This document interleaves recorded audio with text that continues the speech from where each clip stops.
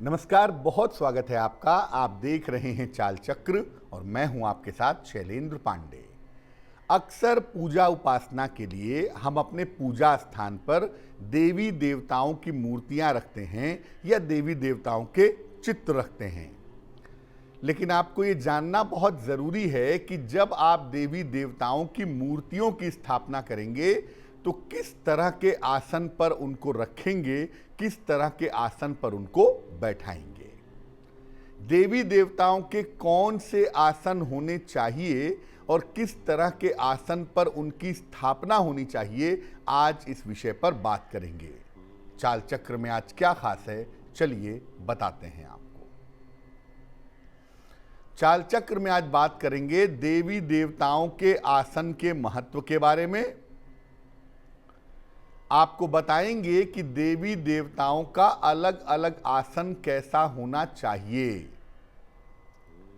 साथ ही साथ सही तरीके के आसन से देवी देवताओं की कृपा कैसे मिलेगी, इस विषय पर भी बात करेंगे।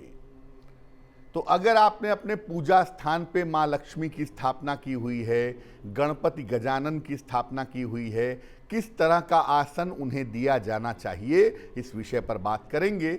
सबसे पहले ये जानते हैं कि आसन का महत्व क्या है और आसन का प्रयोग करने के नियम क्या हैं, इसका तरीका क्या है।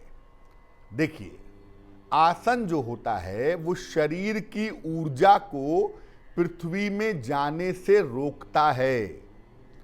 अगर आप डायरेक्ट पृथ्वी पर बैठकर, डायरेक्ट जमीन पर बैठकर के साधना करें, पूजा करें, तो आपके शरीर की जो एनर्जी पैदा होगी वो सीधे सीधे जमीन में चली जाएगी। इसीलिए आसन हम रखते हैं ताकि शरीर की ऊर्जा बनी रहे और शरीर में विशेष तरह के ऊर्जा मंडल का निर्माण हो जाए। देवी देवताओं को अलग अलग तरीके के आसन पर बैठ करके उपासना करने से अलग अलग तरह की मनोकामना पूरी होती है। जब आप हनुमान जी की उपासना करते हैं तो कहा जाता है कि लाल रंग का आसन होना चाहिए। जब आप माँ बगलामुखी की उपासना करते हैं तो कहा जाता है कि पीले रंग का आसन होना चाहिए। यानी आपके बैठने के लिए भी अलग अलग तरीके के आसन होने चाहिए, जिससे आप अलग अलग देवी देवताओं की उपासना कर सकें।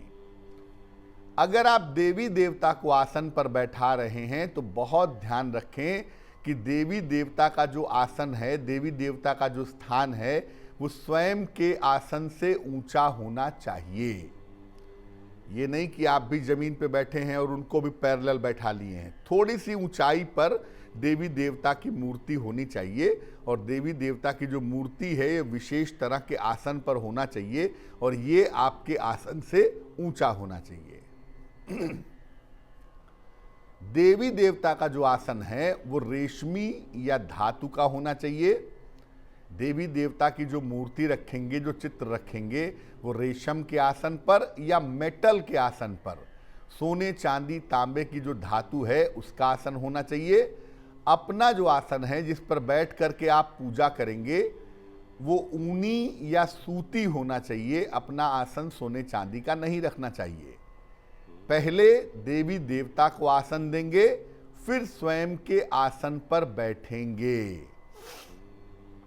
जब आप पूजा करने जा रहे हैं तो पहले देवी देवता को उनके आसन पर बैठाएं, उनके आसन पर स्थापित करें, जो कि थोड़ा सा आपके स्थान से ऊपर होगा।